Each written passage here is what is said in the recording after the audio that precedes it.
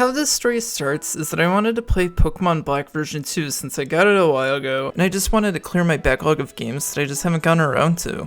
One of the things that makes me not want to play NDS, GBA, and GBC games physically is the fact that they save with a coin cell battery that runs out over time, which means cartridges never turn off. So when the battery dies, your save file dies, which I know. DS games don't use these batteries for saving, they use an SD card solution, but I still have trauma from it happening. Just to be safe, I decided to mod my 2DS to have a backlog of my save files. So with just copying a few files to my SD card, Nintendo broke down my door and arrested me. From there, I took the door stopper 2DS and chucked it at the guard's head. Nothing was stopping me from modding my 2DS, so like I said, with just a few things copied to my SD card for my 2DS, I was pretty much in after I launched the homebrew launcher from the download play software. So yeah, the end. Subscribe.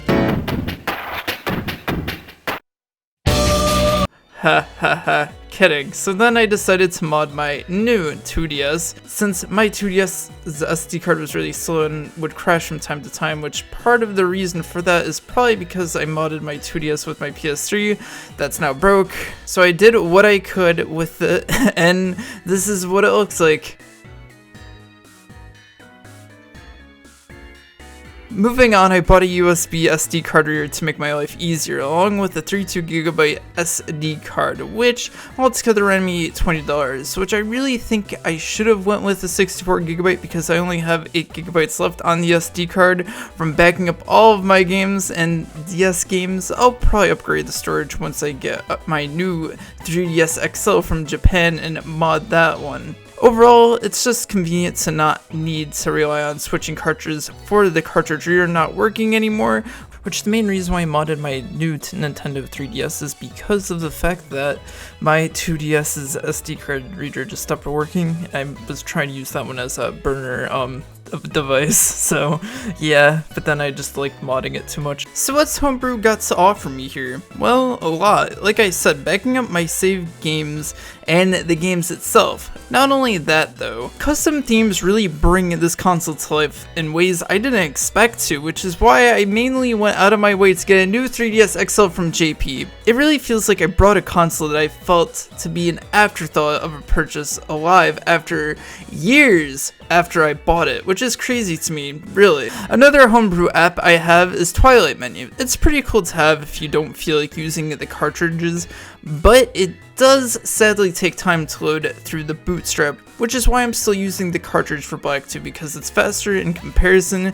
But the best about all of this is when I want to stream any of my DS games through emulation, or I mean the real Nintendo 2DS, 3DS, whichever one, the very legitimate hardware, you know, something that I can record from. I'm also going to use my Sony camcorder to record all my gameplay footage off my TV that's super big. Oh wait, I've done that before. But when I can stream this, which twitch.tv/thelaststress, link in the description, I can actually back up my save files that I use on my DS to the emulation software, which is really, really, really dope. The 3DS emulation scene has gotten pretty good with Citra, and being able to upscale just makes it a whole lot better than its 240p counterpart. Overall, I feel content with my 2DS being modded. I really didn't expect to be doing this in 2021. 8 years after the console has launched, me and my brother had a 3DS at the time to play Kingdom Hearts 3D, but I was never too interested in the library of games I missed out on, especially Pokemon, since you could only have one save game on a cartridge, so I never got to experience Pokemon properly until I got Sun and beat it. But then I was like, I should probably play the older ones just like Black 2, and it feels a hell of a lot more engaging, so get subscribed if you haven't subscribed already to see my review of Pokemon Black 2 and my new Nintendo 3DS XL once I get it, which I already have it, and you've seen some stuff of it in this video. So yeah, there will be an entirely separate video on it because I really like talking about the 3DS still. So yeah. With that being said, I'll see you guys in the next one. Peace.